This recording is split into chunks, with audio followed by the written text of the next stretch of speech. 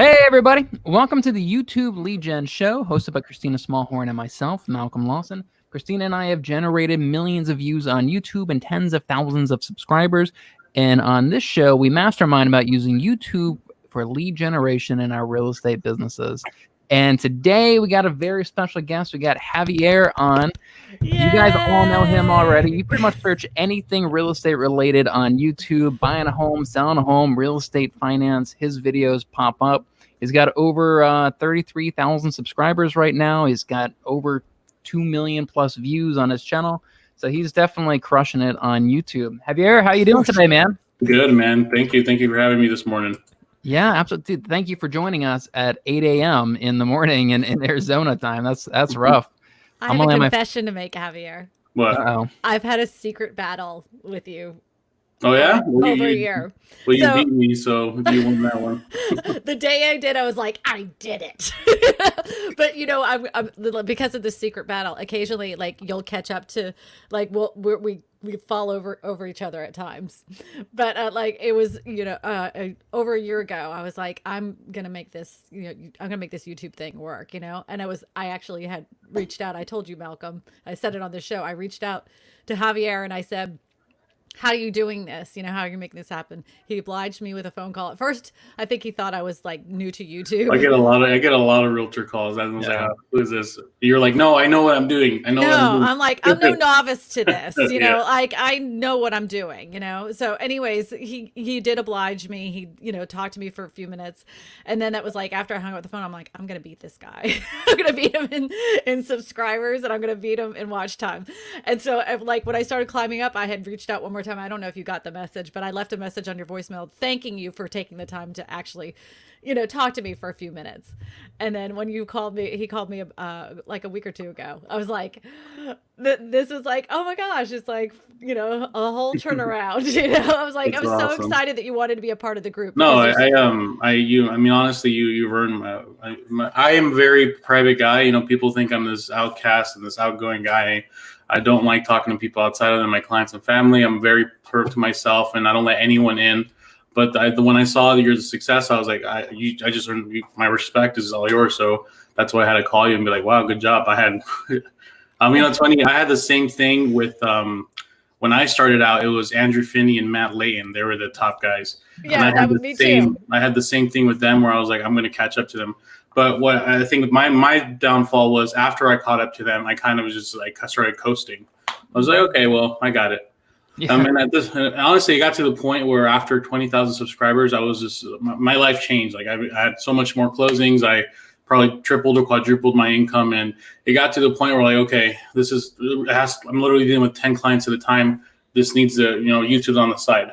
And only in the last few months, I realized, you know what, that was short-term thinking. Real estate's great, but I want YouTube to be more. So I'm starting to apply more effort towards it for sure. But yeah, you got me there. There's no if, ands, or but about it.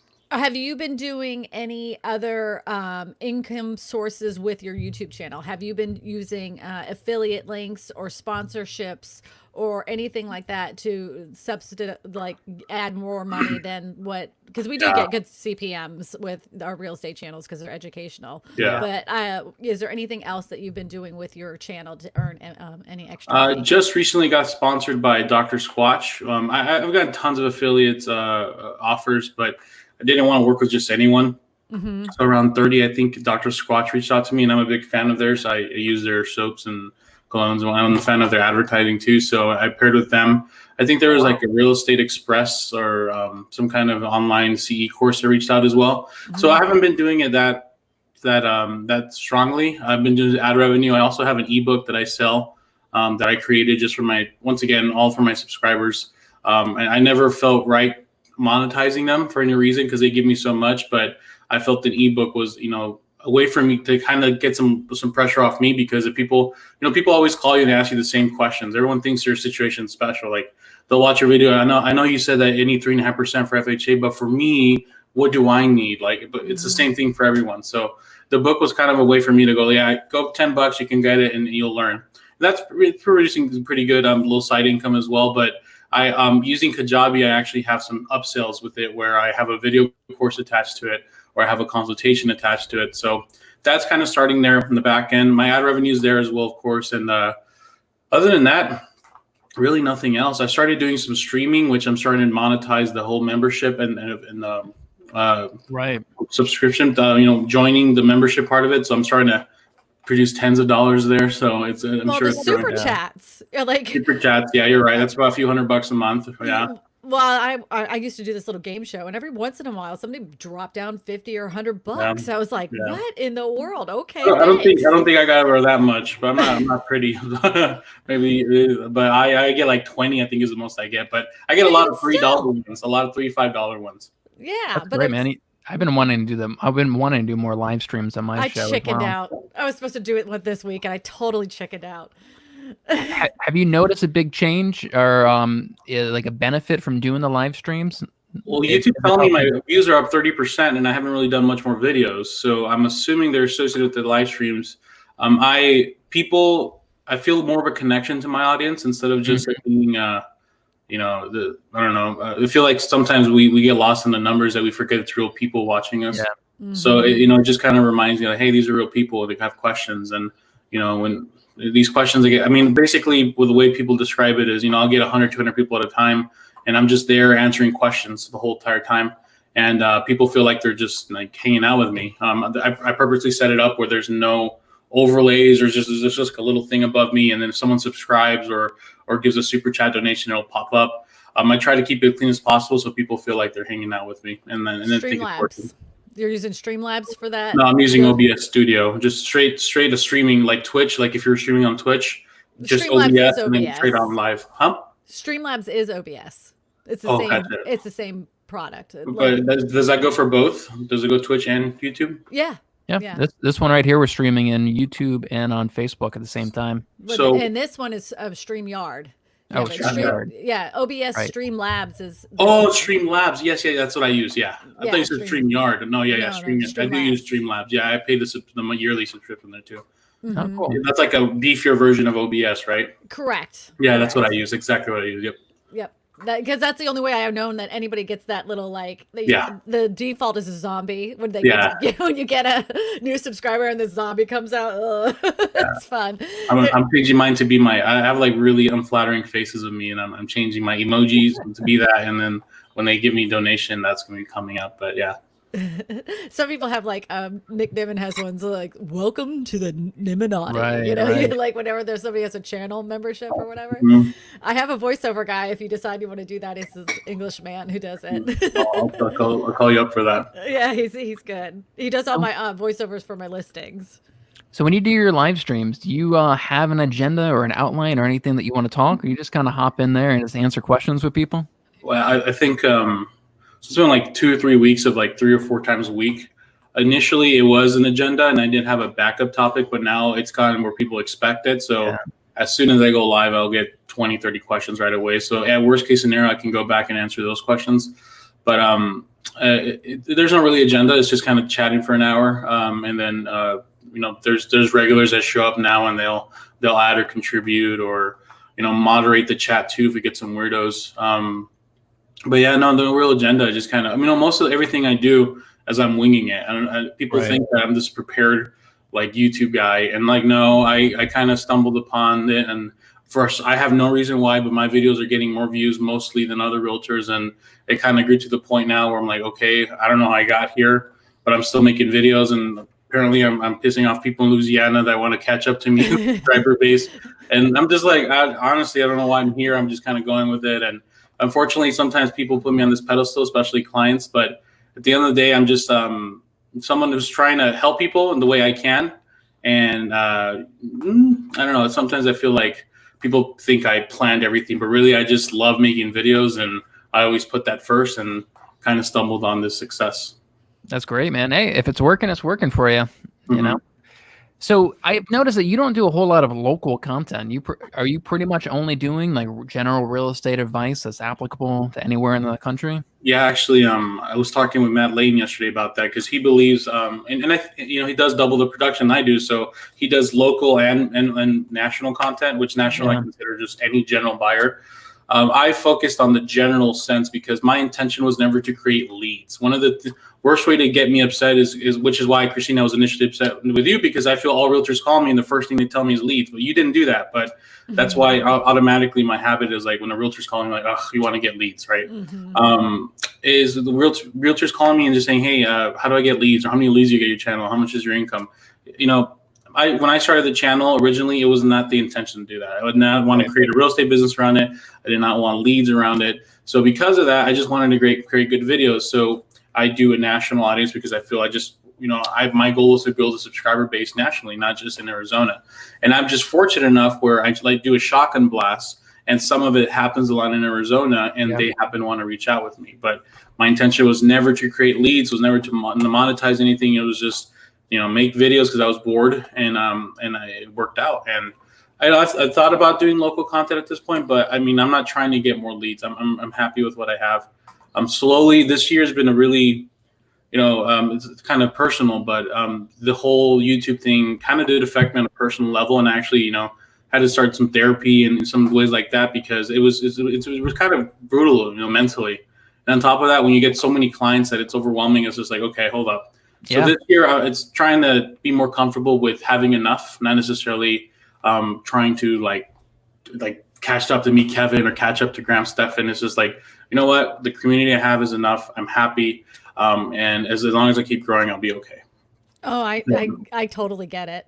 I mean, I should say I was kind of like half joking. I was like, it would be nice to catch up to that person, I know. Yeah. But it wasn't. I knew my content wasn't anything like yours. Even though I was making it into a competition, it wasn't even the same category of stuff. It was, we don't even make the same kinds of videos. Yeah, no, that's one thing I appreciate about you is, and I honestly, since I guess you can call it friendship of a week now, week long friendship, is I learned a lot from you. I even called you for advice because I think your approach and the coaching you received is great, because once you get to a certain level, you can continue to do the same thing and you will grow steadily. But there's certain things you can do to help you kind of, take it to that next level. Exactly. Right? Yeah. For you found your niche, and I feel like I'm still struggling to find that niche. I'm obviously jack of all trades when it comes to real estate finance, and all these realtors want to do what I do, but I still want to get that one video that will get me 1 million views. And because I become the generalist, I'm having once again, people find me, they like me, they subscribe to me, but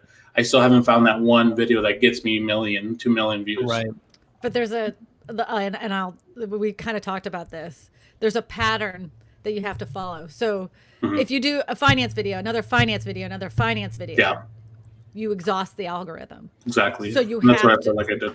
Yeah, and everybody, because you don't know, because if you listen to other YouTube gurus, they say if you have a hit, you got to back that up with another hit. Oh yeah. And you're just if you do that, what do they watch? They keep they have no time to watch everything that you just put out. It's too much. That's true. So you have to wait. If you have a good video that's just giving you views and subscribers right now, you wait 4 weeks before you make another video on that same exact subject.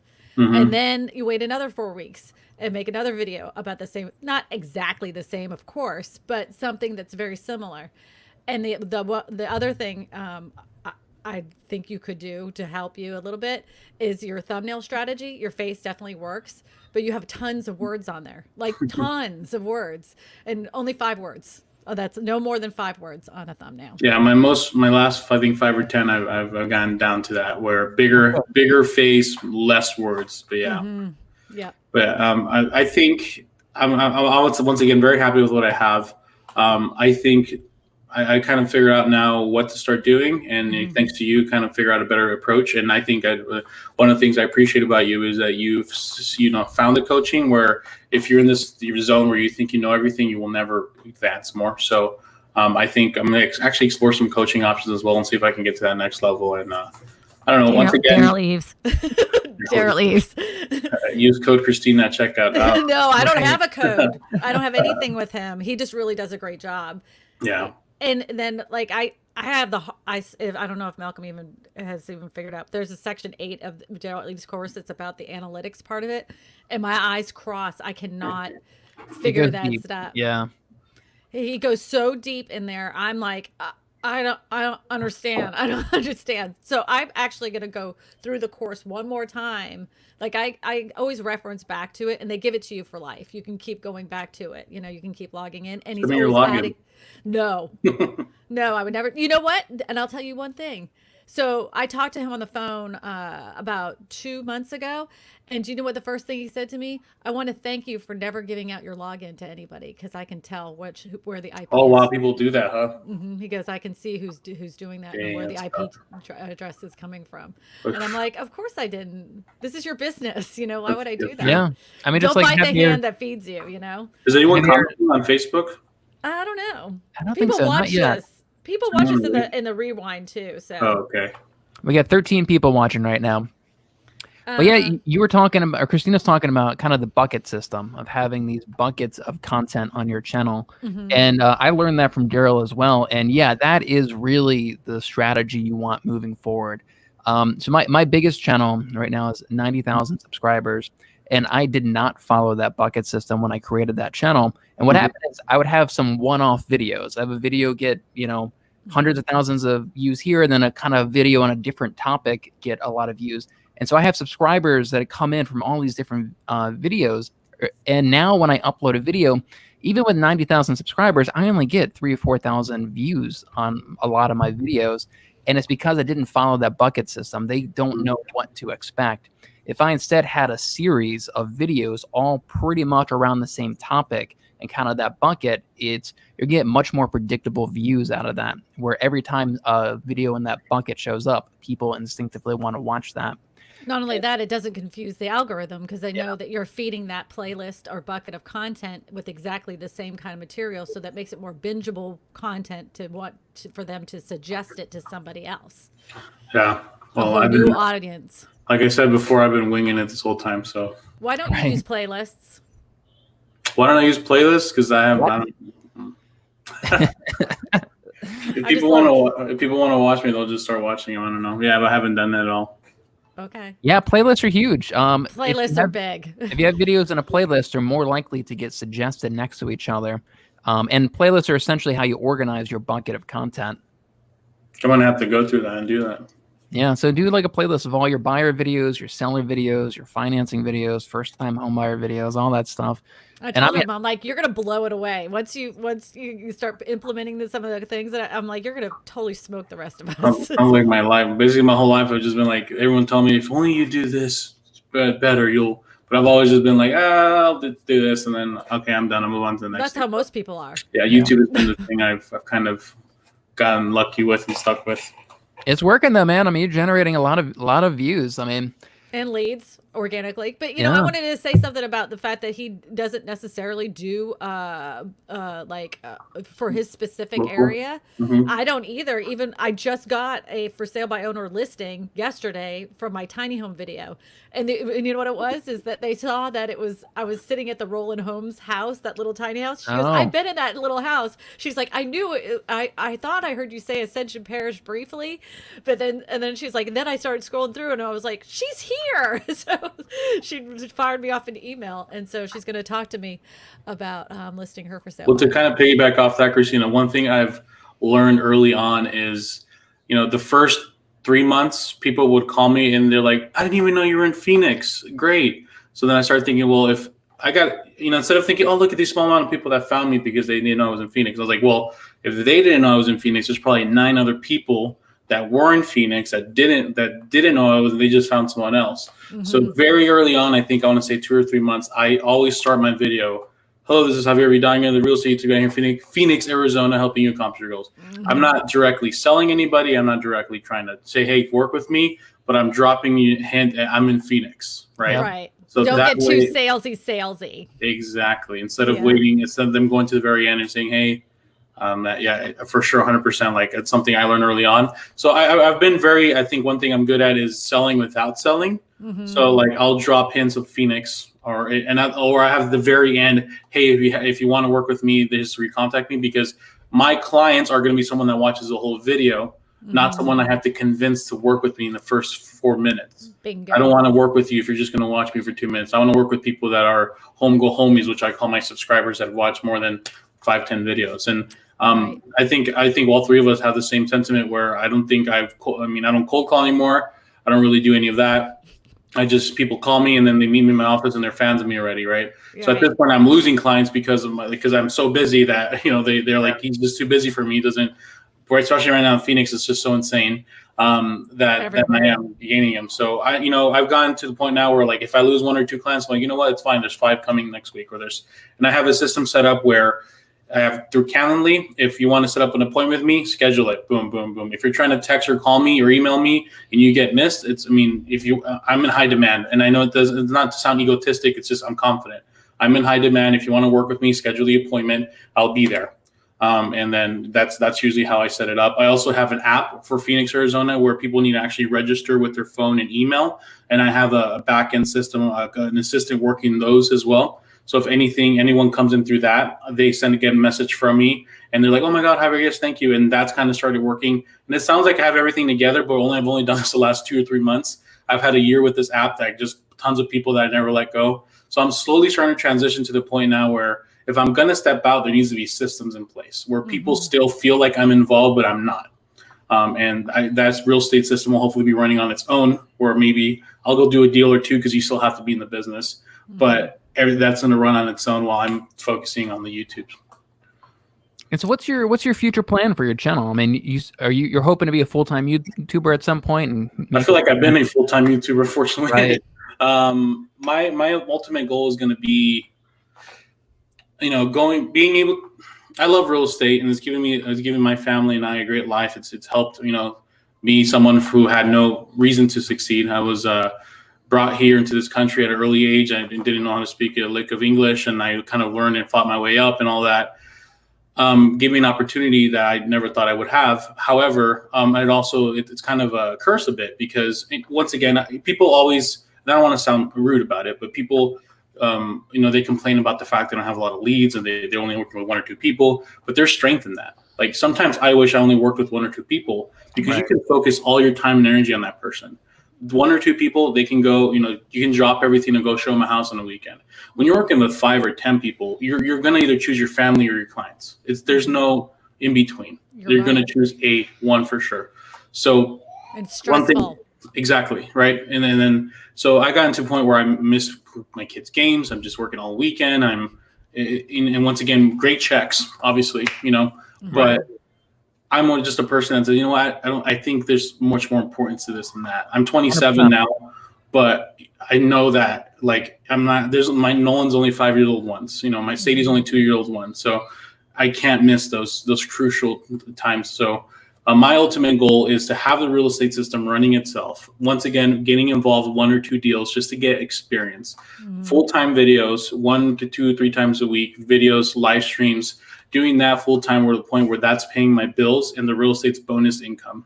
Right. And really have it be that. These top YouTubers that kind of just make a video and they move on with their life. They go to vacations, do all that. That's what I want to get to. I don't think I want to be the top dog. I don't think I want to be the number 1 realtor. I just want to make enough to keep my family happy and put some money aside and accomplish my goals and just live comfortably. Me too. Yeah. Amen. I do want to ask you a question. I'm sorry, Malcolm. Do you want to go first? Well, I was going to say that's where Christina and I are as well. We want to be full-time YouTubers and step out of the real estate business. That's our ultimate goal. And we're both making pretty good progress towards that goal as well. So that's the end game. Everybody has an exit strategy out of this business. Everybody either wants to grow a team or be a coach or start a referral business or something. And our exit strategy out of this is just to become a full-time YouTuber and just focus on that lead generation and then pass everything off to another agent or so. We should, what brokerage are you with, Malcolm? KW. Okay. I was going to say that we should find, because I tried experimenting with different referral systems and they're all terrible. They're all very predatory too, that once you give a referral over, they hound them, right? There's a network of agents that I've kind of discovered that I kind of keep in an Excel sheet, but I feel like if one day we all just combine those sheets together and just have it be a referral system that everyone sends everything to, I think it might work, but it's just so hard to find good people because I don't like agents. I'm sorry. But I say it all the time. What's the worst thing about our business? Real estate agents. They give the impression that they're great. I mean, I do this myself. They're amazing. They're going to help you. and then down the road, they're going to prioritize something else. So for a long time, I turned down all referrals, but if there was some kind of referral system like that, it would be really great. I like referrals. I take referrals all the time, and I said I don't like them. I don't know why. Every time someone says me referral, I'm like, I don't know. I'm kind of weird like that. You don't like a referral? No. I have so many clients that I build on my own that I'm fine. Thank you. Well, I like referrals, and I like people that just call me anyway. Oh, yeah, I love that. But referrals from other agents, I'm like, I've always had really good luck with those referrals, because it's like, as soon as I meet them, they're like, oh, such and such, you were great. I'm like, thank you, and then we just go and do our thing. It's like I already knew them already. I think you're great. Like as soon as you talk to you're really likable, and I think most agents like you probably on their first contact. Okay. I think I get the opposite response from agents. I mean, you even told me I sounded pompous the first time I talked to you. No, you were you were very standoffish because of the fact you thought I was like, just, like pulling out my cell phone going, hey guys, why won't you subscribe to my channel? I understand that, like I get it, because I help people all the time, the time. And that's why I was like, wait, before you hang up on me, I'm not a novice to this. I actually edit my own videos. Please watch just for 5 seconds. I'm not an idiot when it comes to this stuff. I think it's my, I joined YouTube and made videos because of my distrust, and I don't like realtors in general. Not all of them, most of them. There's a good portion. Yeah. So that's when I make my videos. It's like people sense that, and I think that's what makes my subscribers really like me. So I'm starting get to the point now, like, hey, that was great to start off, but why is this person that only has 3,000 subs going to Inman and you're not even being considered? Even my own brokerage, like, why are they pushing this guy that has 1,000 subs? I don't know what the story is. I don't. Times it's frustrating as hell. I just was saying, I was invited. I been on a podcast, and for some reason, when my podcast was supposed to come out, another real estate agent, they filled it in with this person, and I'm like, how is that even possible? They don't have any views to their channel. They barely have a nickel size of subscribers that I have, and they put that person in front in my slot. That really made me mad. I was like, I don't even know how that happens. I think YouTubers in general don't get respect from, like, the YouTubers, not us, but the YouTubers. They don't get respect from traditional media. And I think it's going to be the same way for real estate. I think, when I make a class about, because I was trying to do what you're doing now, Malcolm, where I was trying to build classes and coach, but I've decided since then I don't want to do it. I tried it. Not me. I know. I would try to do classes about, like, how to build a channel, how to get subscribers, how to get likes. Those would get maybe 10, 20, 30 people. How to get leads on realtors, and then boom, on YouTube, then you get hundreds of people show up. So I think until we start branding or a way of, like, how to get business or leads, which is totally anti-YouTube. Like, you don't want to be that guy on YouTube. Then you can get the realtor's attention. So I feel like the smaller channels are marketing themselves that way, and that's why they get the attention. But whereas they're lying. We're more for our subscribers than our So there definitely are people in the space who literally just lie about the results. There's a couple of people in the space who say, "Oh, I get 10 leads a day, 100% conversion rate," and you go and look at their channel, and, like, their videos are terrible.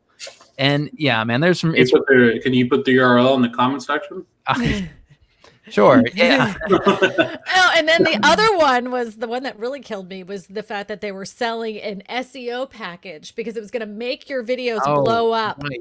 $2,000 for video titles and SEO tags. Yeah. I'm like, if your video's garbage, that none of that's gonna work. Like, what a hose. And I keep, like, that's one of those things, whenever I'm invited to go to speak on anything, I'm like, before you do anything else, there's no magic keywords that's gonna make your video blow up. If your video is garbage, it's garbage. No one's gonna watch it, period, end. I don't care what magical. I've seen it where people, and I was even guilty of this, trying to spend all this time on TubeBuddy trying to find the magic keywords to make my video, like, blow up. And I'm thinking, oh my God, I got a score of 90. This one's going to do it. And it doesn't do anything because that's not what it's about. You know, Yeah. it's not about that. You got to make a video that people want to watch. It's as simple as that. And keep them on that video as long as possible. You know? Put them on YouTube.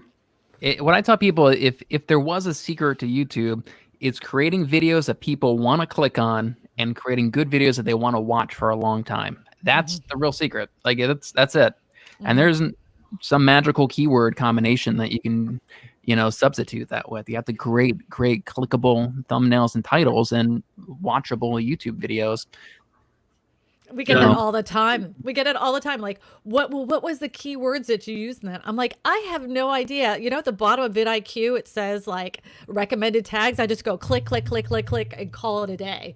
I'm like, I'm not spending any time on keywords everywhere. Like I used to do this. I used to spend a whole day trying to find the perfect combination of description to keywords. So this would make the video blow up because that's what they told us. That's what the other gurus had said to us. That's how it's gonna makes it happen. Year one, Javier would, if I would make a video about a topic, I would search that topic first on YouTube, and I would see what other titles people are making with that video. Correct. And I wouldn't copy their titles, but I would say, okay, this is my competition. What do I need to do to stand out from these people? Exactly. You don't have to have these magic tools, Christina. So when your million view one that blew up on you, there was no magic titles, no magic anything. So it was just like the right combination of like the right people wanted to talk about. Because I feel manufactured homes in general, they're something that everyone eventually explores and either leaves to be like, I'm going with single family, or they like, it's not that bad. So what was it about that video that captured people's attention? When I originally made the first two videos, it was because I really felt like they were the most forgotten group of people in the universe, when it comes to real estate. No, real estate, I mean, let's just be honest. Yeah, realtors don't want to talk about selling manufactured mobile homes. They're like, no, not here in Arizona for sure. They don't even want to take good pictures of them and put them on the MLS. Yeah. So I was like, this is baloney. These people are buying a house just like everybody else, and eventually they sell those houses and they buy other houses in the future. So why can't I make a video about that? So I went ahead and made that first one just to kind of help those people out. Well, that video did pretty good for my channel. Was that the $4 million mobile home? No. It was way down, way down. It's like, I think it's in October. I think it's even maybe August of last year, probably a year ago. And then I saw that it did well. So I did another one on manufactured mobile homes, and it again did well. And so that's when I ended up meeting with Daryl Eves, and he's like, you've got these two videos that are doing really well about manufactured homes. You should do another video about manufactured homes. I'm like, well, I don't really want to. I mean, like, how much more can I say about it? I mean, like, there's only one way to buy it and there's only one way to sell it, And he's like, no, just you got to think bigger. So do one more. So that one, it says buying a mobile home. Most boring thumbnail, most boring title. 5 facts you must know when buying a mobile home. That's your original one that you made about mobile homes? No, that's the one that she made after Daryl Eves, right? Yeah, after Daryl Eves. I did the pros and cons of manufactured homes, and then I did what's a modular home. I did that one right afterwards because I was figuring, well, obviously, if they're going to look at mobile homes, you're going to want to know about manufactured homes. So well, 150,000. Yeah, it did well. So you figured out your niche, and you're like, all right, but I'm not. But then Daryl told you, don't just keep doing it every week. Let it season for a month. Make your other videos that you would normally make, and then hit it again. Right. And he's always telling us, like you do with the research part of it. You're just trying to see what other people are doing in the same niche as you, and see if you can replicate that and work for your audience. I have yet to find another group of content that has worked for me, and it's frustrating me, but I'm going to figure it out. And I kept telling her she needs to make more videos about dog pee. That's what I Javier told her. Javier told me that too. And even Daryl Eves said that. I said how to figure out other stuff to get smell, but I don't know. I was just like, get off the phone with me. Yeah. And I'm so cute too. Why were you so nasty? I'm not. Once again, it's just like even now. Sometimes I feel like I come across very that way. It's just the way I am. Once I really like you, then I'm still the same way, but I'll just defend you, and I really like you. Okay. Just the way I am. So, you know what? Nothing personal. I think that's what's great about YouTube is like antisocial people who don't want to be making cold calls and door knocking and doing open houses. Like this, like that's me, and this is a great source of lead generation. You know, I sit in my little office. I don't have to talk to anybody, and you know, you just make a video and the leads start rolling in. I was actually part of a big team. I've been doing this 8 years. I started my license when I was 19 years old. Wow. When I was like 23 to 25, I was with one of the biggest teams in here, the Phoenix area. And I would cold call 3 hours a day. I would just listed calls. So they would just literally cold call neighborhoods and be like, hi, this is Javier Vidana with the XX team with Keller Williams, actually. The house just sold in your neighborhood, and I'm just calling to check in and see if you're thinking about selling your house. Over and over. We would be forced to do 3 hours a day doing 30 contacts, meaning a full conversation, not just someone that answered and hung up on you. And then after that, we were given Zillow, Realtor, Truly leads to work for about a few other hours a day. Occasionally, once a week, we would do expired calls. And I got very good at it. I knew what scripts to use with certain situations. And if you were a buyer through a Zillow lead, I knew how to convince you how to buy. And this team would make you like charge you a certain amount of money to work with them, and they had a buyer's fee and all that. So all that developed my, like when I talk to clients or when I talk and like when I do my YouTube videos, like I know what they're going to use to get you. I've learned them. I was great at that. I basically, I don't regret it because for that year I did like 40, 50 transactions. So it was like college for me. I paid 50% of my commission away. Then KW took a big chunk of my 50%. But other than that, I mean, it was college for me. I learned. So I don't regret it because it gave me the experience I needed. But when I make these videos, I'm like, guys, I know what they're going to do. I know what they're trying to do. I know what they're going to say. This is what you need to kind of watch out for. So that gave me a really good perspective of, first of all, I can close. Like if you get me in front of a client, I'll close because I know how to do it. But secondly, I know the tactics that other realtors use, so I can educate you to kind of avoid that. I do that all the time. Because whenever I'll go into a for sale by owner, and they'll say, "Oh, well, I have another agent. They have a client that's coming in." I'm like, "Oh, they just say that.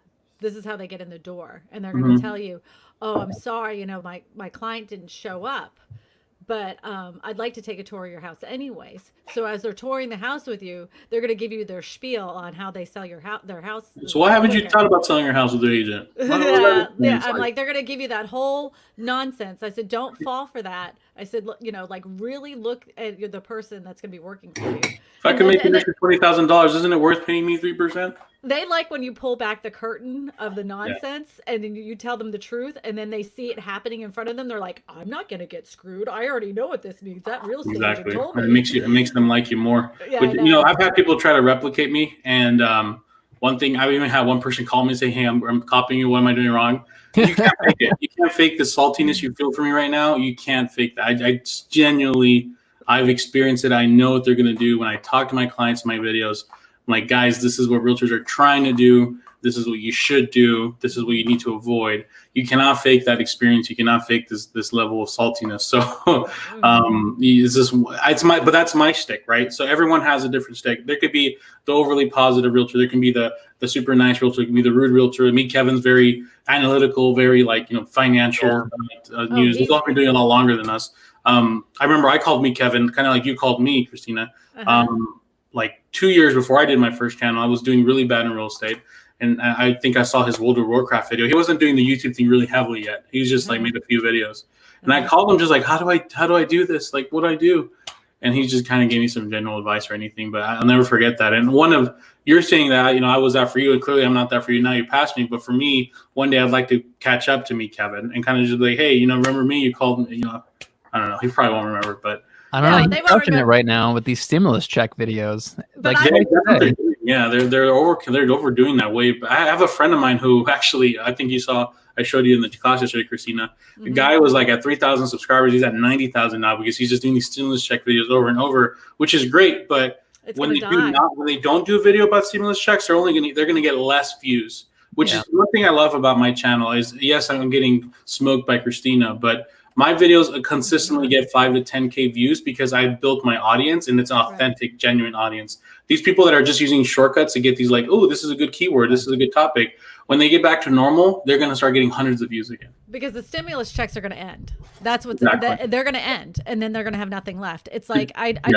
know a channel that built He's at like 50 or 60,000 subscribers, but it's all from coronavirus updates. Well, guess what? Nobody wants to hear about that anymore. So then he's trying other stuff, and he was getting like 50,000 views per video, and now he's getting like 1,000. So it's good to make those update videos, but you shouldn't make your channel all about it. Right. You have to space it out so you can attract other people. So you're not your audience isn't one topic oriented. Because what happens when the coronavirus is not a thing anymore? You have a channel about nothing. Whenever the stimulus check is going to be like, the stimulus check is only for so long. And I don't even understand why this is like such a big deal, because it's $1,200. I never even got this. I never even got it. So I don't understand why it's like such a big deal and why people are making what is $1,200? It's nothing. That's like, I think most people are getting more than that though, because once you have kids and stuff, I know many people are getting multiple thousands of dollars. That would be nice. I don't get poop. I didn't get a video about that. Nothing. Not a penny. I was wondering if it was just me. Nope. So I got another channel, an outdoor like survival channel, and when this whole pandemic started, started making videos about that, and I made one about DIY face masks, and that blew up. I got like 900,000 views in just a couple of days, and now I get a lot of subscribers from that. Now every time I upload a video, as soon as I upload that video, I lose like 50 subscribers. It's because people subscribe from this pandemic going on in this one video, but they're not really interested in my content. So that audience isn't really going to stick around. So that really is a real thing that, these people are eventually going to unsubscribe, and it could actually hurt your channel in the long run. Right, but those weren't real people anyway. So it's okay that they unsubscribe when you upload. I think that happens to everybody. But then as soon as they unsubscribe, then a new audience starts picking up and they do subscribe to the channel. Yeah, I don't think it's that big of a deal. I've gotten very comfortable with losing people now, even clients. There's more people out there. And if you're not gonna, for me now, it's like, if you're not gonna actually go schedule an appointment with me on Calendly, like I say in my videos to do, you're like text. I had someone DM me on Instagram the other day, and it really affected me. They're like, Javier, I'm closing on my house tomorrow. I close with this so and so team. You lost out. My messages, I looked through my emails. The guy never emailed, never texted me. So I'm assuming he messaged me through my Google Voice number, which is where all my phone numbers route to on YouTube. And then I'm like, well, you didn't even schedule an appointment. You just I'm sure you sent me one message and you were so hurt by that. Like the people that really want to work with me, they'll schedule an appointment or they'll text me. And if I don't text back right away, they'll text me again tomorrow. Hey, I want to make sure you got my message, right? The true people like that is the ones I want to work with. And I don't care if I'd rather work with 3 people that way than work with 10 people that are half-ass committed. Sorry, my language. I got to the point now where I don't need. It was great like last year, and I was like, oh my God, I'm getting 5 buyers this month, or I got 10 buyers from YouTube. But now it's like, okay, I'm getting 20 people a month, but I don't want to work with all of you guys. I'm going to work with maybe 3 or 4 of you. Yeah, and that's like the best feeling in the world. One of the best feelings in the world is I don't need the check. Yeah. I don't need your check. I've actually walked out and like took the book and went like this, and because he was questioning everything I did, and he was being a jerk. So I just went like this. And I go, I don't think we're a good fit. And he's like, excuse me? And I went, no, I don't. I said, you're questioning everything I do, and I've been doing this for over 13 years, and I don't think we're a good fit. I don't think I'm going to be the person that you need to work with. And some people want to use you and use your resources up, and those are people that I want to work with. Well, I grabbed my purse and I headed to the door, and the wife was like, I'm so sorry. I'm like, no, I don't want to waste your time, and I don't want to waste my time. I think this was a good thing that happened this way. And I just went to my car and I was like, that felt so good, because there was feeling. Because there was a time that I would have been like, I'll do whatever it takes. Do you need me to lick your shoes? Because I totally would have done that, like I wanted to sell. I needed to sell it. I want to sell it, Yeah, like I was saying before the show, like I do 0 lead generation, right? Or no, sorry, 0 lead follow up right now. If they want to work with me, they got to follow up with me. Remind me that they want me to work with them. I'm doing them a favor here by giving them my time. I don't chase leads down anymore, and I still have more leads than I can handle. One thing that I found really helpful is I found a local agent here that I've been referring my YouTube leads out to, that I'll have one conversation with them, and then I'll say, hey, do you mind working with a colleague of mine, yada, yada. And this month I've got this agent's closing 2 YouTube leads for me that I didn't have to work with. I just kind of pass it off to them. I'm getting a 35% referral fee, and 35%. Wow. I do 25%. I mean, dang, Malcolm, you're greedy. No, I'm just kidding. I do a lot of times, but if it's just a lead, I'll do 25%. But if it's somebody that I've had conversations with, I've gotten them pre-approved, all they need to do is just show them the properties, write the contract. Like they're really far along. Those really hot leads, I'll charge a little bit more. Gotcha. Yeah, I need to do that for sure, because I'm also at trouble, because when you're in this mindset, you're like, well, maybe I can't handle another person, or then like I'm telling myself, and I'm saying this all great now, but when someone comes in and they want to qualify, I'm like, well, maybe I can fit you in, right? But then you start stretching yourself too thin. But honestly, guys, I'm a little sad about the comments. I see no comments. I thought there was gonna be like multiple questions from your guys' audience. Yeah, I don't know what's going on with them today. We usually do this. We don't do this early. We do it in the afternoon. So I think that's probably part of it. Well, if you're watching after the fact, I can answer questions on Facebook. I guess I'll just type it. I did get a couple questions yesterday. So I made a post in a group, and so Lediana was asking, I'm struggling to come up with content ideas, pretty much. So she's really asking, how do you come up with ideas for your videos? He researches other people, looks at their titles. That's what you said, right? When I started out, yeah. Uh-huh. How do I start? How do I come up with ideas? I've not been very intentional, unfortunately, recently. Well, no, sorry. When I first started, I would just make. Well, let me think about that. There's like there's 3 or 3 different phases of my YouTube career, and I'm trying to think of which phase is more appropriate to answer that. But my first phase, which is when I started building my audience, I would make videos that I feel people needed, not necessarily wanted to hear. Because realtors start making videos like ways to take title, or what's an escrow mean? Yeah, what's your escrow account? Like they start making videos and then they get their awkward title rep that's just there kind of stiffly standing there. Like, so I like, you know what questions do people need to hear that will educate them? And sometimes I would be kind of, I would kind of push the limits a bit and make a video like calling out people that were doing these how to pay off your mortgage in 7 years things, and do different stuff like that. But I was more focusing on my clients than what they wanted, and I was converted into that. The second phase, where I was just kind of like from 10,000 to 30,000, was just whatever questions I happen to come up in my head that a client might ask me or whatever, I'll make a video about that. Where I was not very intentional like you were, Christina. I was just kind of, as soon as something came up in my head, I'll make a video about it, which is why you'll get, if you look back in the time, you'll get a video that will get like 10 or 20, 30,000 views, and they'll get one that gets 2,000, because I was just making whatever ideas came up to my head. Yeah, spaghetti against the wall method. Exactly. And that's what I did to build from 10,000 to 30,000. And in 30,000 plus, my strategy now has been more intentional. I figured out what my 4 categories are, and I just try to make a video about those. And then I'm just heavy hitting the live streaming, because I'm trying to get to the point now where I'm building a community. I'm not just building subscription based anymore. If that makes sense. Yeah, it totally does. It totally does. And I think, like you said earlier, it does, because you make these videos, there's like a disconnect to the actual people that are watching your videos. Yeah. And doing those live streams is really smart. I used to do live streams. I need to get back into it. It's just, you really need to. I'm terrified. I don't know what is in my, I don't know. Maybe I just need to start. Do you not like the space? I don't like my set. Well, I'm going to tell you what happened. I've been using OBS and for years. I stopped doing live streams because it would constantly skip, or I'd freeze right in the middle of it, and that makes me extremely anxious. So when I have like in the middle of a live stream and it starts like I look like a robot, or it just freezes up and everything, I'm like, I'm sorry. And then I get more and more anxious. That's what was happening at the end of my trivia show. So I just stopped doing it altogether because I didn't like the anxiety. I'm afraid to go back to it and have that happen again. I don't know if it's my computer. I don't know if it's my if it's OBS, and I don't know what it is. And then I was having those same issues too, and I actually invested into a streaming PC. That's what this is. You got a stream. It's 100% a gaming PC. Is it the next one?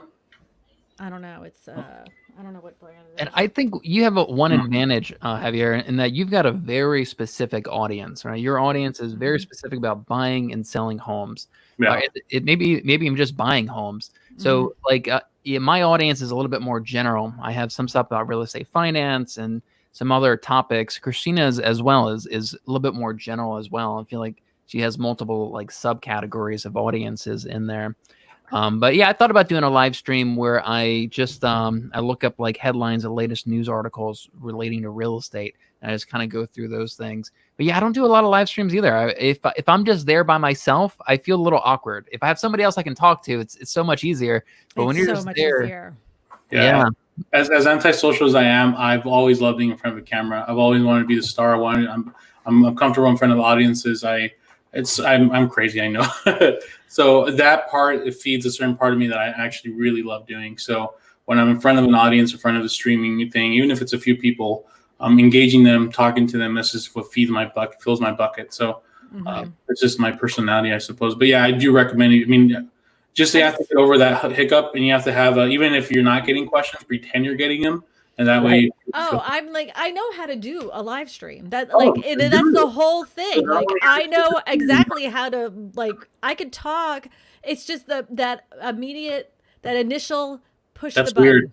It's the probably your bit rate or something to do with your output, your stream output. And then I'm like, I check my, like, I had this whole thing with my internet. So I thought it was this whole internet problem. So then I finally got them out there because I was paying for top-notch internet and I wasn't even getting that service. But they said that most people don't even realize they'll pay for it, but they don't realize they're not getting that service because they're not even using it to the full capacity anyways. I was probably one of like 1% that actually uses that. So they came out and they fixed all that. So I was like, oh, yay.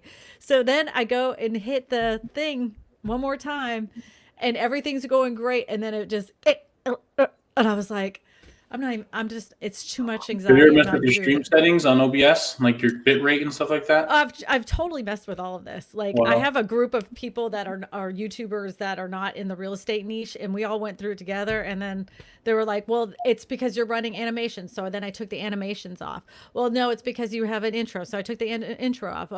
Like, I ended up stripping it down basically to nothing, and it still was doing it. So I'm like, so then I wanted to take OBS off my computer altogether and reinstall it. Now it won't come off my computer. I don't even know how to like take it off the computer. It's frustrating. Frustrating.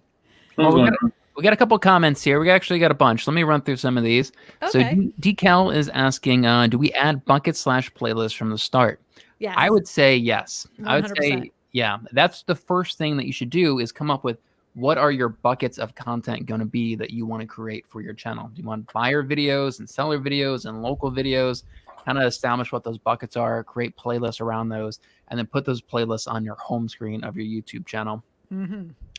Living in St. Lucia says, Manny, love this information. I haven't started making videos yet, so this is a lot. I would have never thought of the patterns of the videos. Me neither. Yeah. I learned it. It was something I didn't know either. Neil says, I keep telling her to live stream. I know. He was one of the ones who's like, I'm very disappointed in you. You didn't do a live stream. And that's my voiceover guy. You do a live stream weekly with me right here. This is going out on YouTube. You just got to do it on your own channel. This is so much easier to have somebody with you, though. So if you do happen to fall apart, you have someone to pick you back up. You know what I'm saying? Well, maybe I could do a live stream with you on our channels then. Yeah, there we go. Is that our collaboration right there? That's what maybe we should do. Just talk real estate stuff. I don't know why we haven't done that yet. North and south. Yeah. All right. Decal says, do you need a large audience before you do a live stream? No. No, I used to live stream when I didn't. I think I had 1,000 subscribers. I was live streaming. Yeah. I've always done the real estate trivia show, and I did it mostly because it was fun. It was just a fun way to interact with people. It didn't even get me it did get me a lot of watch time, but it wasn't like a lot of traffic or anything else. I did it for fun. I will say though that most likely live streaming won't necessarily build you a new audience. My understanding is live streaming is really for nurturing your current audience. There's not very many live streams that are really discoverable unless you're doing something live about like a current event or some hot topic or newsworthy. It depends though, because I have a friend that has a tool channel, and literally all he does is start going through all the aisles of Home Depot and shows the deals in Home Depot. He does this twice a week. He Oh, gets wow. thousands of people watching him twice a week go shopping through Home Depot. I think for me, it's my opportunity to get people that haven't subscribed to subscribe, because if they've been watching you and haven't subscribed, they'll get notified of your live stream. And when they pop in, and literally I'll tell them, okay, guys, if you're watching my video channel, make sure to subscribe. I get like 5 or 10 subscriptions then. So it's your way to kind of seal the deal, not necessarily get new people or necessarily to, you're going to get new audience in there. It's just you're sealing the deal with the people that haven't hit subscribe, which I think 60 or 70% of my viewership is not subscribed people. There's a lot of people that watch videos that are not subscribed to channel. That's actually really good, man. Mine is like 95% not subscribed. Mine's like 98% not subscribed. Oh, I don't know. Hold on. Let me look it up before I. Yeah. Start throwing some numbers around. No, but I believe that though. You know why? Because he has consistent amount of views per video. Yeah, he does. And so that would, to me, says he has an audience that's dedicated to watching his stuff, which is good. But it's just not going out. 69.3 to 30.6. That is crazy, man. That's really good. But you can increase that if you start doing a more patterned approach to reach a bigger audience. I'm so grateful to have met you guys. I'm happy to do that. I mean, actually, that actually may be a bad thing. That's why he's not reaching a new audience. That's what I'm saying. You're not reaching a new audience. Like, let's say it was 100% subscribers. That means nobody's watching your videos except for your audience. You want to be getting reaching new people. That's what Nick Nimmin always says. Well, there's 70% new people, guys, so it's still plenty. Oh, okay, that's still pretty good. I'm not saying that you suck. Come on, Javier. Don't Christina, be sensitive now. I know I'm second place now, but you don't have to. Don't be sensitive now. Don't be a baby. It's time to grow up a little bit. I'm leaving. Bye. We got a couple more comments I want to get through here. So, keyword research. Late getting started allows me to study everyone's channel as what works, views, pros, cons, videos. Next big one to do. 50, 60 video topics are ready based on keyword research. What's your thing on your keyword research first? You're gonna fail. Yep. Thank you. Focus on what your audience wants, not what the keyword research tells you. Thank you so much for saying that. That's what we say. But I can preach it to death. But you're a brand new person that we have not. We know each other very like 1 week beforehand. You have a successful channel, more successful than most 90% of the real estate agents that are on YouTube. He's saying 99. the exact same thing that Malcolm and I have been saying. Stop wasting so much time doing that. You're gonna fail. Yeah. Thank you. Even when I would do research, it would be, what does my audience want? This is the video I'm gonna make.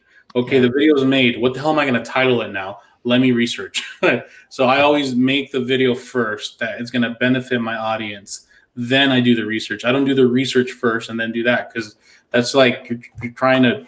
It's just a shortcut. It's just stop doing that. I do the thumbnail first, title first, then film a video. I always like during my video, I'll do a screen, like I'll say, okay, thumbnail time, whatever, and then do the video. So, usually it's a video edit first while it's exporting. Do the thumbnail, then come up with the title literally the last 20 seconds. I don't think of the title until the very end. Oh, that's wow. The title is one of the most important things of a YouTube video, and that's the very first thing I come up with. I kind of got a natural sense of what makes a good title. Yeah, after a long time. I'm 27. I've been watching YouTube since like 15 or 14 years old. I used to watch it from the original days, so kind of already it's instinctual. The title works, so I don't have to put a lot of thought behind it. Yeah. I'm sure I could have done research and get better titles, but I'm happy with what I got. So. Yeah. Do you ever create multiple titles for your videos, or you just kind of slap something on there? I'm just once the video's made, I think what kind of audience do I want to watch this? Mm-hmm. What would that audience be looking up in their underwear late at night? Because when I was struggling, I was in my underwear late at night watching videos of how to be better, how to be a better person, whatever. Mm-hmm. So okay, what are they going to be searching? They're not going to be searching 5 best ways to buy in Atlanta, Georgia. I don't know, whatever videos people make. People are going to be like, down payment assistance, how does it work? Or DPA, what is DPA? Or what is a first-time homebuyer program? So I look up stuff like that. And then I kind of like, okay, what title would they be searching? and I kind of just add it. Sometimes they're so long, but the longer titles are not that bad for me because then it's multiple phrases that people will look up. But once again, the content is always what carries me forward. I can put my title whatever. I'm at the point now where I don't have to do that, but I think content's really important first. You have to get good at the thumbnail and title, but I was not really good at it for a long time. I was very average at it. But my content, I put all my heart and soul in. So as soon as somebody watched my video, they were hooked, and they're like, I want to keep watching this. And since you're getting so many views from your subscribers, like I think you're kind of right in that you could post just about anything, and your subscribers are still going to click on it, and watch it. One strategy I find really helpful is that I force myself to write multiple variations of my title. So I may force myself to write 10 different versions of my title, and almost every time my 10th version of the title is going to be much more like clickable and catchy than my very first version. I guess I do that because I do write it and then I delete it and I write it and I delete it and I write it and I go, Mercy, on my wife, Mercy, what do you think about this title? And then she's like, no, it's too long. Okay. So I guess, I don't want to say the first one is always the best. I write it like 5 to 10 times, I would say. Me too. And even then, like before I hit that record button, I have a group of people and I'm like, hey, which title do you like better? And then they'll tell me which one they like better. Awesome. Because I want it to be as clickable as possible. And then with the thumbnail too, I do the thumbnail first, and I make at least 10 to 15 different versions before I saw that. You're crazy. Why are you doing that? Just do one. If they don't like it, then whatever. Who cares if they don't like it? Just because I'm trying to make the best video with the most clickable thumbnail. Your CTR is important. I'm okay making a crappy video. I'll just put one out, and if people don't like it, I'll just make another one the next day. Like it's just get it out there. Just put it out there. But then again, you have more views than I do, so don't listen to me. That's how you get a million views, though, is you have to have a very clickable video. Yeah, in order to get that where you want it to be. Are we stressing you out? Where he's taking off his glasses. He's like, shut 10 up. Titles, multiple thumbnails. What are you doing? I mean, I just throw stuff out there and look, I'm magical. I know. I mean, there's different strategies on YouTube, and they all work in the end. I mean, it has worked for you, but it doesn't work for a good portion of people. So I have to put that extra effort in because I don't have an audience that is can't wait for my next video to come out. You're actually in a better shape than I am. That if you like, stop comparing us, Christina. Tired of being compared.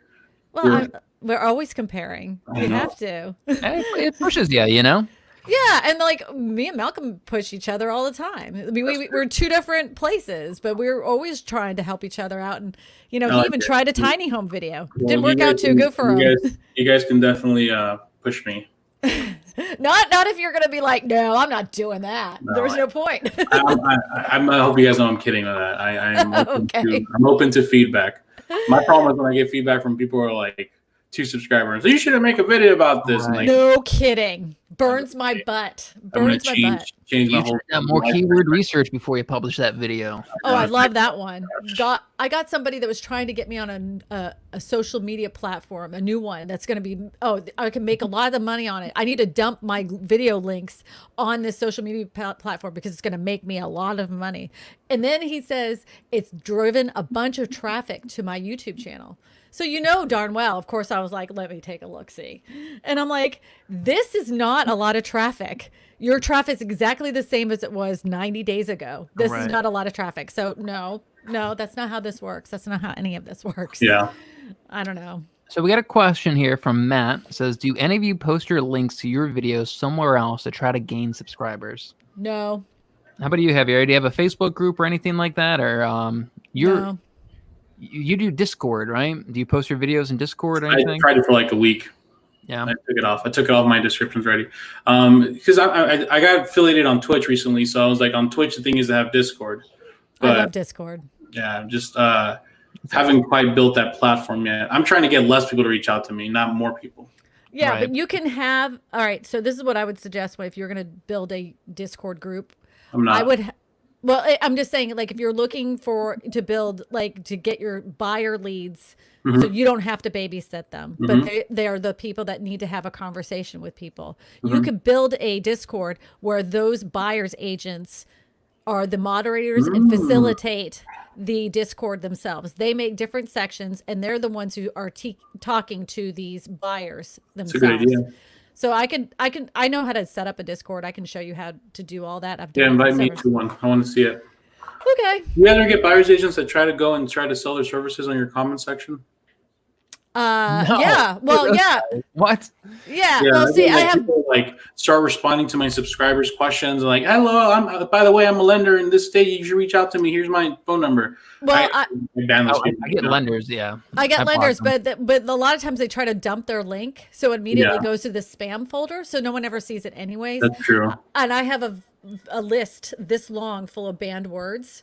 So there's some banned words that I know that real estate agents like try to be sneaky about, and so I have that in my banned word list. Yeah, I get a lot of those people, and I have to keep banning them. Like, this is not, you build your own views. Like, don't try to piggyback. But it doesn't work. Like that doesn't work. So let them do what they want to do. A lot of times the subscribers will like, dude, what are you doing? You're on somebody else's video. Go make your own. You know, they end up taking care of it. A lot of times I just let those subscribers handle it. And honestly, like that strategy does work on other social media platforms like Instagram. If you can go to some top posts and leave a comment, Gary Vee talks about this, that you can get an exposure to that community. People start following you. It does not work on YouTube. That it's a spam on YouTube when people comment just to try to get people to go over their channels. It's very frustrating. It's slimy. So Patrick says, the question for all three of you, how long had you been making videos before your channel and videos really took off?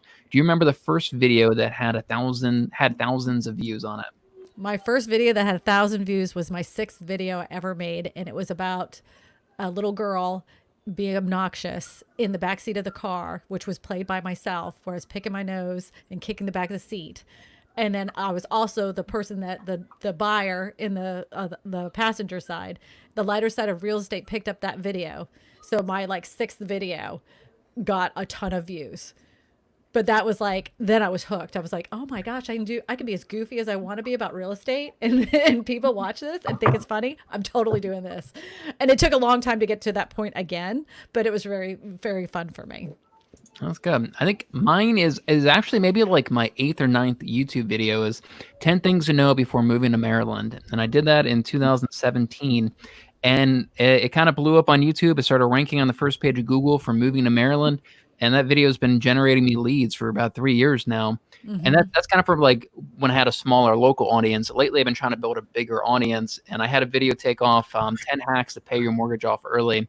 And that one's up to 300-some thousand views. And that was actually just a few months ago that really took off. And that really started popping for me and generating me a lot of subscribers. For me, it was my 2nd video. This is like my 10th channel I try to build. I've always tried to have channels and they all failed.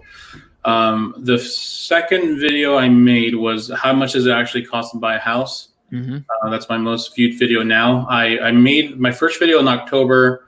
I made that video at the end of October, and I think I made one more in December. And then I was like, getting 1 or 2 views, and I was like, whatever, this isn't working out again. I'm leaving. And then I come back January, and then I saw that it had like 1,000 views and I had 10 subscribers, and I was like, oh, okay, so this is working. And then I just started making videos every week after that point. So now I'm curious, what are your other YouTube channels? Do you still upload any of them? No.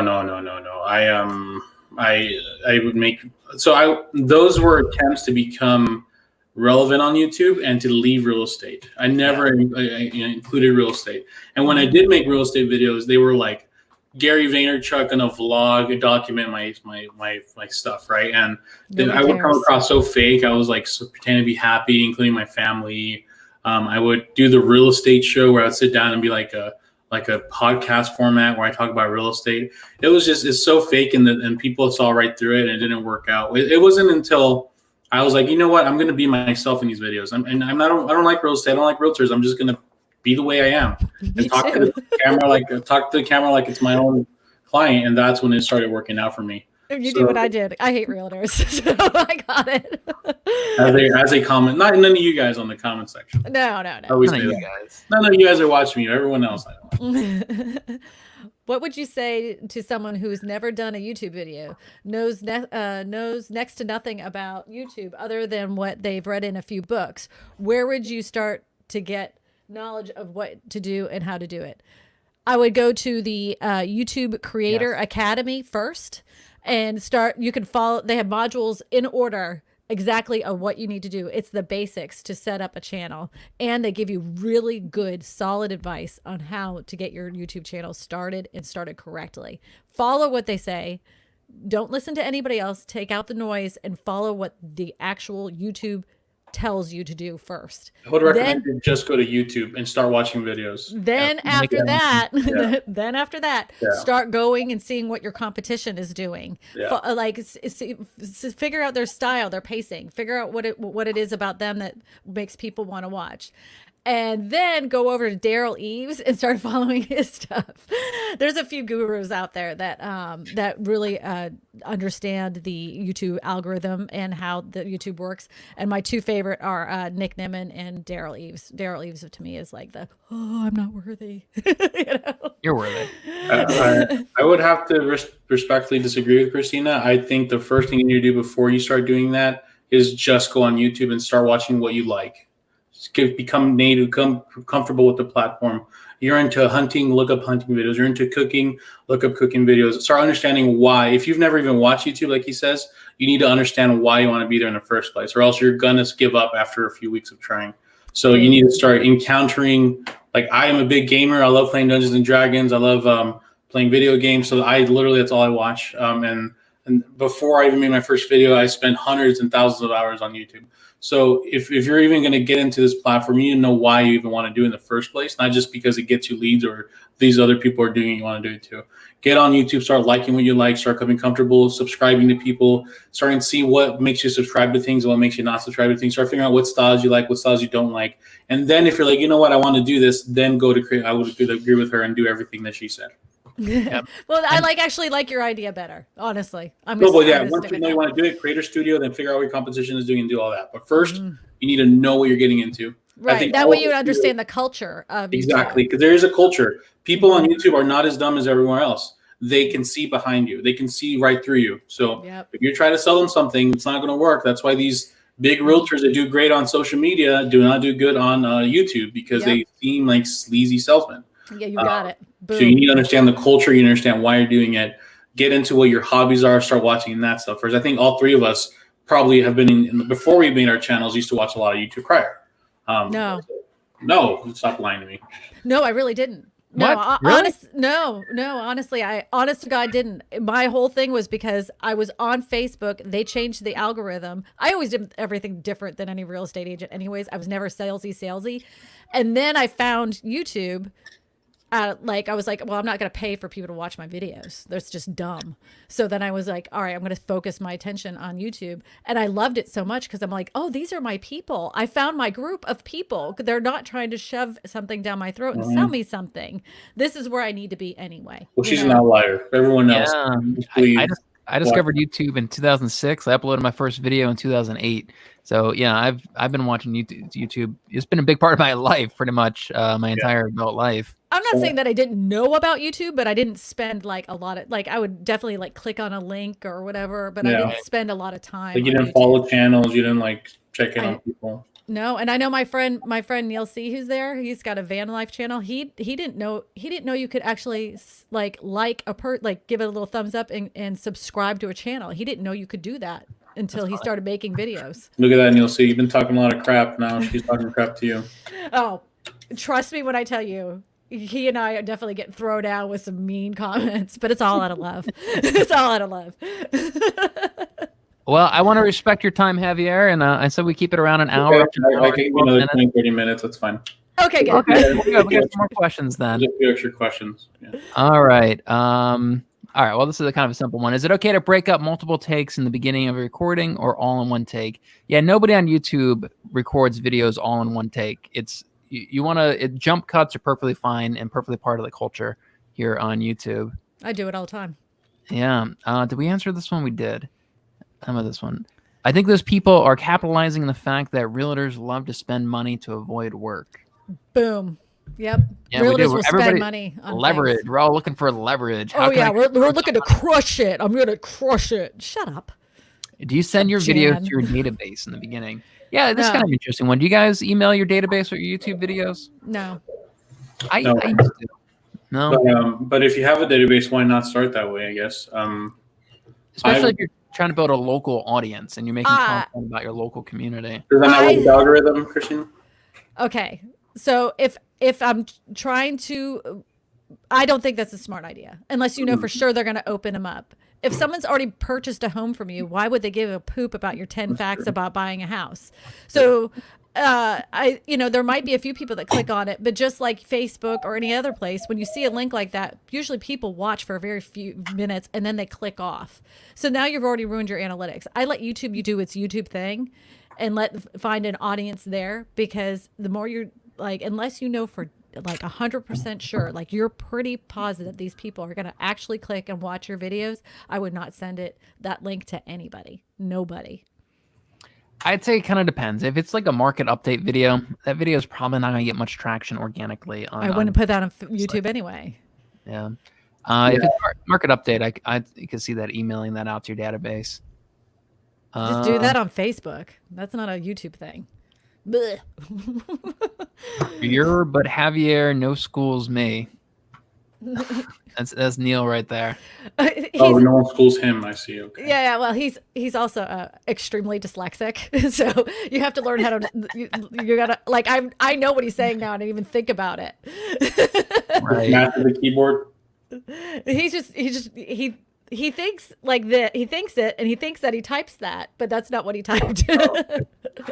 Okay, I can be here another 10, 20 minutes, guys, if you have any questions for me. If you are watching this after the fact, I will comment on it later if you tag me.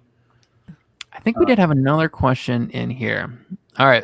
Robert says, when doing YouTube videos and trying to build organically, is it an issue to do YouTube ads for your video? Will it mess up your organic reach and effort? You're telling Ben to join because you have 2 agents with 30,000 subscribers on. Oh, interesting. Okay. Sorry, what was the question? I was reading your messages. Oh God! Well, no, I don't even know what my messages were now. Why are you writing about us, man? Just join. Oh, jeez. What? Who was messaging me? I every time I get the chance to embrace you, I will just. Yeah, thanks, man. I do it too. Jeez. I do too. That's my shtick. What was that message about you meet you after 8 after my wife falls asleep? What was that message? Get out of here, dude! Come on, what are you doing? Yeah, YouTube ads. Have you ever experimented with YouTube ads? Do you do anything with those? No. Yeah, I don't even know how they work. I don't even know where I would go to do one. It's like an AdSense type thing. I thought about it because the sellers are really right now. There's a shortage of inventory in Arizona, so any house sells like right away for a lot more. So I was like, maybe I should do an ad for sellers, but I don't know.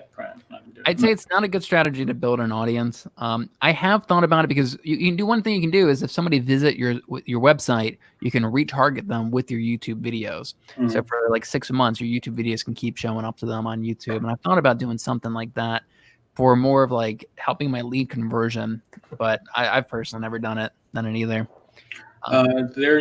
There are channels that build subscribers off that though, and you can tell because if you see your channel has 50,000 subs, they only have a few hundred views per with no engagement. Exactly, then you know they're cheaters, and there are people out there, even people in my state and city that tried to work with me in the past that I can see right through that. Like, hey, no, you can tell when our audience is organic or not. Oh, I know. And I love when they go, well, I've got this channel and I've built it up to 10,000 subscribers, and like as soon as you click on it, I'm like, lies. I'm like, oh, you bought ads. That's like someone commented on the group, I think the other day that, hey, why yes. Yeah, they're like, well, why does this person have so many views or whatever? That's all, it's fake. Yeah, people are so used to running ads on Facebook that they're like, oh, well, I'm going to start a YouTube channel. I'll throw $500 a month behind it. I'll catch up to Javier and Christina and no trouble. And if you throw enough money at it, you may be able to. Yep. Honestly, but they're not real people that are really going to be engaged with your content. That's a bad strategy. It could hurt your channel. It could screw your channel up so bad that anytime you upload a video, your click-through rate is going to plummet down to below 1%, and your audience retention is going to be garbage because you have all these fake subscribers on your channel. Same thing with why you don't want real estate agents subscribing to your channel as well. Yeah, what's up with all these realtors that they do videos and they get like 20 realtors that comment like, "Great video, Janice." Why? Okay, so there's groups that are designed. No, we totally do. We don't allow this to happen. But there are groups that are like, "Hey, I just put out this video about, my 10 tips of buying a home in Salt Lake City.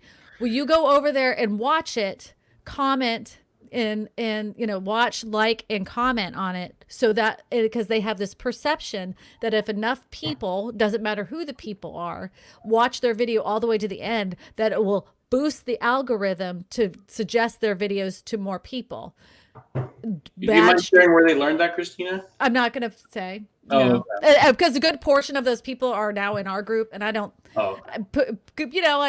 People know. They know exactly who they are. You know, if they call me and they ask me about it, I'm like, then I'll say it. But I'm not going to put that out there to the universe. But they know who they are. Yeah, it's really frustrating. They've literally paid money to learn this secret strategy.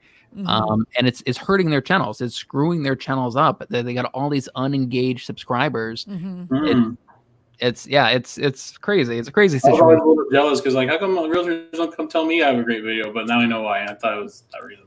Yeah, it's a hose. It's a total hose. And, and maybe, see, like, the reason why it's bad, and if you're watching this and you don't understand why this is a bad thing, is YouTube looks at that as your ideal avatar that's been watching because you only got 100 views and 10 comments.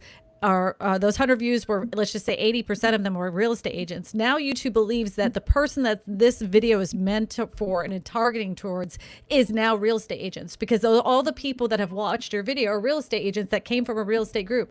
Now they're going to take that video and put it in front of other real estate agents that are not a part of your group. And guess what? Those people don't care about your 10 tips of buying a house in Salt Lake City. So you're hurting yourself. So if you're going to stop it, it takes 90 days to reset and start over again. You are going to get poopy views for quite some time. Those 90 days are going to be the most frustrating days of your life, because you're going to wonder, why did that happen? Like, when does it reset? When am I going to get real people? And ask Jeremy Knight what happened to him. He argued with me all the way through. And now he's like, thank God I listened to Christina. I'm where I need to be. I'm getting my channel exactly where it needs to be. I close a lot of stuff just by being a real person and making videos that people want to watch, and I'm not asking real estate agents, begging them to watch my stuff. Yeah, absolutely. And one of the things Javier's done so well is that because he's so specific in making content for, like, home buyers, YouTube understands his audience, and somebody could not be searching that at all, but YouTube knows that they're interested in buying a home and just places content in front of them because they understand his very specific audience. And that's kind of where I screwed up on my outdoor channel, is that I had content kind of all over the place, and YouTube doesn't have a really good idea of who my audience is. And that's really important, is training YouTube of who the target audience is and avatar is for your views. Javier, do you know where do your views come from? Do you get a lot of views from browse and suggested, or is it mostly from search? I don't know. Let me check. Your traffic sources. Because that's pretty powerful too. And I wouldn't be surprised if yours was I bet it's suggested. Browse is 38%, suggested is 32%, YouTube search is 18%. Channel pages is 6%. I don't know who has me on their channel pages. Other YouTube features 2%, others 5%. So channel page is when they just go to your channel and they start kind of looking around your channel. Oh, I thought it was people that put me on the channel, like, on the side. I think it's when they, like, click on your homepage and they kind of start checking out. That's the last 28 days. Let me see, like, the last 90 days. But that's exactly what I thought. So more than half, probably about 60% of reviews is coming from browsing. So that's YouTube's algorithm understanding your audience and placing it in front of them. And so everybody hear that out there. Only 18% of his views are coming from search. His is not a search channel. Yeah, from all that keyword stuff. And that's the same. That's true for Christina and our channel as well. That search right now is right now I've kind of shifted my channel. So right now search is one of my lower sources of traffic. It's mostly browse and suggested. Mine is 42% suggested, 31% browse, 13.3% search, and then the rest is external and other. Yeah. And your video that has 1.3 million views, I bet you that's 90% browse, right? No, it's suggested. Oh, suggested. Okay. It's like 87% suggested. Yeah, as soon as I started watching your videos, I started getting that video suggested over and over again. Yeah. Leave me alone. I know. I don't want to watch about tiny homes anymore. I'm done. Arizona, there's no tiny homes in Arizona. Yes, there are. Oh, there you go. Make a video about it. I'm going to. does it hurt your video views or the algorithm if you don't upload the exact same time? No, it does not. Dude, I upload like at morning, evening. Actually, it should be more methodical, but I already have an audience that waits for my videos, but I don't think it really affected me when I was growing either, though. No, I mean there is an ideal time, but I mean if you are off by 2 hours, I mean it isn't like your life is over. That's it. The video's done. Forget it. Views from 6 to 9, but I get all my leads at the middle of the night, if that helps. Oh yeah. I get the appointments being set at 3 a.m. The questions, the DMs at 2 a.m. So yes. I get all the people that are like late at night stressing message me. So it does not matter. No. Yeah. I don't think so either. I mean, theoretically, maybe it could help out slightly, but it's such a small thing. I usually just, there's an ideal time, but I mean, like the world has not ended if you go like 2 to 3 hours later. That isn't it. Like, that's it. You didn't use the right tags. You didn't launch it at the exact time. The video's a failure. That's not how that works.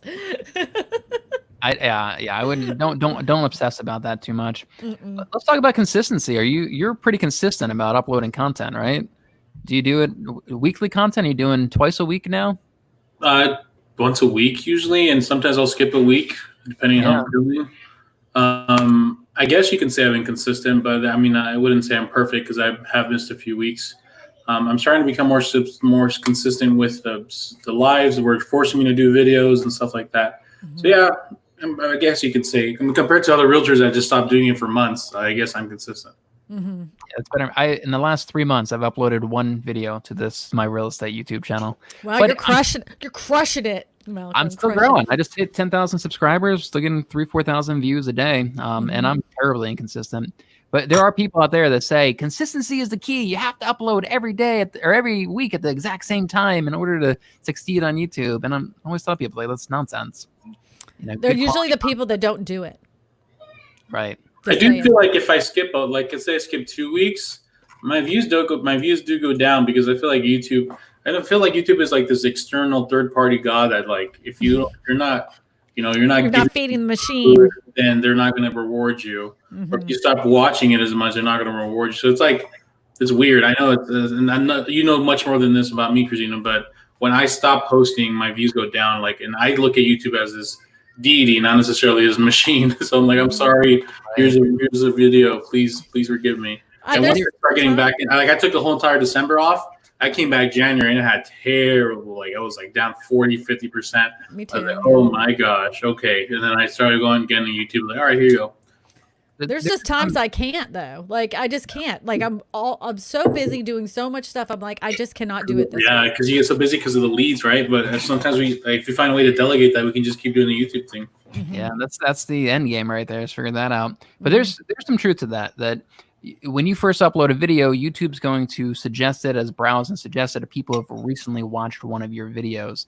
So by constantly uploading content, you always have a big audience that recently watched one of your videos. And if you haven't uploaded in a month, that audience kind of shrinks that they're going to suggest it to. And then you also train your audience. I remember in like 2015, Casey Neistat was doing daily vlogs. And me and my wife would watch him every single day for months and months. And then he took like 2 months off and then he started doing vlogs again. I just couldn't get into it. Like I got out of that rhythm and I just couldn't get into watching his daily vlogs again. So kind of breaking that consistency that people have, that routine and ritual, breaking that can kind of, I think, hurt your views. Let's see. I noticed an influx of views and leads the day after I post. Maybe it's just me. Yeah, I do too. If I start getting slow in business, I'll post 1 or 2 videos and I'll get a bunch of appointments set and everything. So interesting. Yeah, maybe it's just like a reminder, just kind of popping up in people's feeds. Do you do much with your community tab? Do you post stuff in there often?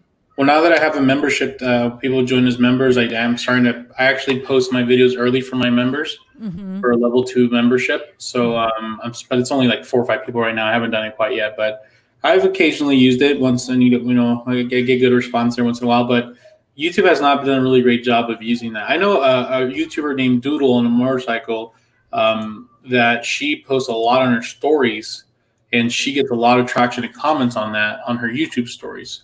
But I personally don't use the stories or the posts a lot like I need to. I do. I don't ever do the stories. I need to though. Mr. Beast does that really well, and he gains subscribers from doing his stories. Yep. YouTube shows his stories to people who are not subscribed, and a lot of times his stories are like, "Hey, if you guys see a big subscribe button below this, that means you're not subscribed. Hit that button right now to subscribe." And apparently, that's a good strategy for him, and it's helping him grow. I think there's a way we could do it for our own kind of. We'll have to figure that out for our type of content. But the community tab's fun for me. I post all sorts of stuff. Like I'll post a little house, and I'm like, "Hey, you inherited this house! Yay! Do you want to keep it or sell it?" It just gets people talking. It just I like that. Yeah, and then it engages your audience. Right. And then it says, what is your dream home location? And the last thing I put on there, anywhere that's away from people, And that ended up being the winner. And I was being snarky and funny, and that ended up winning. But that got 330 people just, excited to just be a part of it. So I talked with them about it, And then I'm like, oh, look, someone's trying to move, just fun, silly pictures that make people go, what the heck? I don't know. Let me show you something that I did on one of my channels. So I posted, help me choose the title of my next video. And I posted 5 different variations of my title, and I had a bunch of people vote, and this was the winner there. So I was using it out of 300 people in my audience to help me choose what title variation is going to be the most clickable for them. And that wasn't even the title I was going to go with. So this is like really valuable information right here. And that's one way I've been using it, and I plan on using that moving forward. And I've even, made multiple thumbnails, and then I'll post it in there and have people vote on what thumbnails they like as well. I think it's just a good way to kind of get them involved and get them engaged and get them, it's almost getting them excited about the video as well. It's like coming soon status in a way. Mm-hmm. Like hey, you're peeling back the curtain so they can see the behind the scenes of what goes into it. I get it. That makes sense. That's one thing I want to do more on my channel with that community tab. Can you tell me a bit more about the membership? Like, that's really interesting. I have not done that yet. I'm not even gonna. So I think is it like Patreon? Something they do on Twitch is they have the whole you can subscribe. I think it's called subscribing on Twitch, where if you like somebody, you want to keep watching them, you'll subscribe to their channel. You get exclusive emojis. You get little badge next to your name, and it's more part of their streaming, right? Mm-hmm. So I was getting into that I want to say that culture in Twitch a lot more. So what I noticed is my Twitch, I maybe get 10 or 15 viewers, nothing crazy. But on YouTube, I'll do it, and I noticed they had the same features. Mm-hmm. So I'm doing it not for my people that watch my videos. I'm doing it more for my lives. Well, once again, my lives are trying to become a crucial part of my channel. So I want people to feel a little more special there, right? So I got like 4 or 5 people that if they do a level 1 membership, they'll get my emojis, and they'll get the little badge next to your name. And they get rewarded as the more months they have, the more different color badges they'll get. Right. And then level 2, which is like $5 a month, they get they get archives of all the past streams. They get early access to my videos, and they get everything else. So I'm doing it as a way to incentivize people who want to go to my lives more often to feel a little more special. And I'm not doing it once again part of my channel. It's just kind of a commitment to me to be like, you know what? I'm going to do the streaming more often, because I do believe streaming is going to be something that's going to be a big part of my life soon. And even on Twitch, not YouTube. I will never do it on YouTube, but on Twitch, I might do some hobby stuff on there and do some things on the side, because I'm going to eventually transition all into just internet stuff. So that's just something that I'm personally going in. It's, I'm in my mid-20s, so a lot of people my age are into that, and I'm into watching it. So it's just something that's kind of going to work with my vibe, if you will. That's what I do. Like, I'm with it. She's got her vibe. I'm way older than you are, though. I'm like double your age. So the last time with it was relevant. Let me see, with it. Wasn't that like in the 80s people used to use that? With it? Yeah, whip it good. Devo. Boom, boom. I think it was probably 1982, if I'm going to make a guess. Urban Dictionary. Oh God, stay off of that website. Don't even read any of those definitions. No, you'll be frightened. Don't read the definition of whip it. Yeah, but it's just another. I'm not doing it as an intentional way to monetize. I'm being more going into the streaming part of it. Right. That's just one way. Is one part of the culture you have to have. And so it's mostly applicable to live streams. Yeah, because they see. Well, if they comment on your video, they get a little badge too. Yes. But then they get emojis as well on the live stream specifically. And how much does that cost, or how much do they pay you for that? It's a $2. Well, you get, I think, 70% of it. You can do live streams specifically just for For members members. only as Right. well. I would love Like to get some of the to groups I'm in, that's what they have is just members only. And that's, since those are dedicated members that probably already know know you and know your stuff, maybe that's where you could do something a little bit more fun as a live That's stream. exactly what I want to do. Once I get a few hundred, that's like, okay, you guys are gonna get special treats, like you guys in special live streams for you, or maybe I ask you guys, like, where do you think direction the channel should go? And I always get a lot of people that I help, and they're like, thank you so much, and how can we help you? And I'm like, no, you don't have to help me, but this is another way for people to like, yeah, if you want to help me, just pay membership and be part of it. Not everyone is going to do it, but there's a small percentage of people that love my videos obsessively, and they want to help even though they're not in Arizona, and that's a one out. I'm done Patreon for channels that I like and I want to support, and I want to give something back to them other than just watching ads on their YouTube channels. I don't mind coughing up a few bucks a month. Yeah. Before you go, Javier, one last thing. A lot of real estate agents, especially when I was on YouTube, they were saying, don't turn on ads on your videos because people won't watch your videos if you turn on ads. And I was like, well, that's dumb. And they were like, well, the juice isn't worth the squeeze. Don't turn on ads. And I'm like, well, you do you, I'm going to do me. What is your theory on turning on ads once you've gotten to the 1,000 watch hours and the 1,000 subscribers, 4,000 watch hours? You have ads on your videos right now, right? Well, as soon as I got the chance to, I put ads on there. Yeah. Because I was a YouTuber first, not a realtor first, always. Exactly. That's how I looked at it. And that's the part of the thing. Yep, that's part of the culture. That's exactly what I tell people. Once you can, you'll get monetized. So I did get some negative comments, very, very minuscule. But the thing about YouTube is you get 1,000 positive comments, you get one negative one, and it'll ruin your day. I remember when I became monetized, I got maybe one or two comments are like, oh my God, I used to love your channel. I used to watch every one of your videos. But ever since you monetize yourself, all these ads, I'm just tired of it. Okay. And I didn't respond to it. Yeah. That day I check on it, 5 comments. This is part of YouTube. This is really great for Javier. You should be happy that he's got monetized, blah, blah, blah. Other people are like, no, you're wrong. Like, so you're going to piss off, what would you say, 5? Is that too high? 5%? Maybe I 2? think so. I think anybody that's in I think it's the culture of the platform to have 1%. ads. Let's say 1 out of 100 people is going to be mad at you for turning your ads on. I agree. They're not part of the YouTube culture. They're just probably people that think as YouTube as this, like the new TV. Exactly. But those people are okay watching 3 minutes of ads when they watch NCIS, but they don't want to watch 1 30-second ad when they watch your video. So that's short-term thinking. I think if you want to go YouTube, you got to go all in. Exactly. And whoever said that, shame on them. If you're on this chat, shame on you. I want to say that get over yourself, and it's not necessarily that big of a deal. The people on YouTube that are on YouTube for YouTube are going to be like, yeah, good for you, man. Whatever, I'll watch them. Thank you. You'll get 1 out of 100 that's pissed off, but you don't want that subscriber anyways. They're not watching. They're not okay watching 20 seconds for your content. Go find someone else that's not monetize them.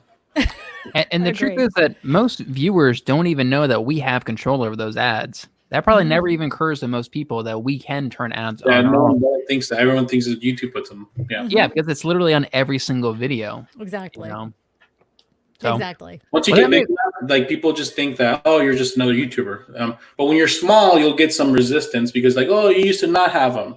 But the new people that find you are going to be like, oh yeah, he's big. Of course he has ads. Yeah, of course. Exactly. Man, my video is really glitching out here for some reason. You're like Max Headroom.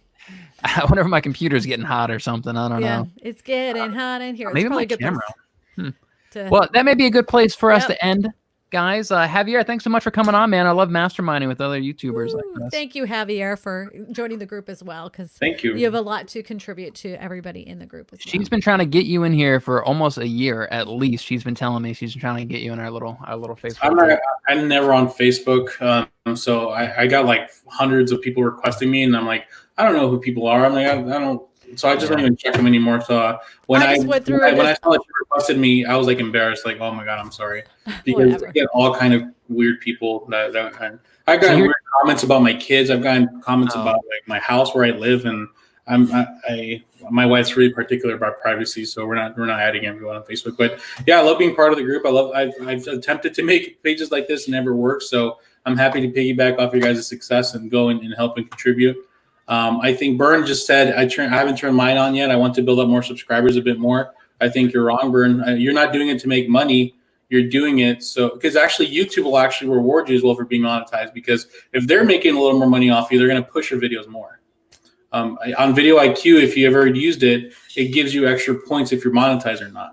Have you noticed that, guys? No, I don't use Video IQ. Yeah, I've heard people say that. But either way, I still don't. Yeah, just turn them on, man. There's no reason not to. Honestly, Part of the culture. If you're very nervous about it, then just do the end roll ad or the mid roll ad or just one ad, like beginning of the video. Don't do the mid roll ads.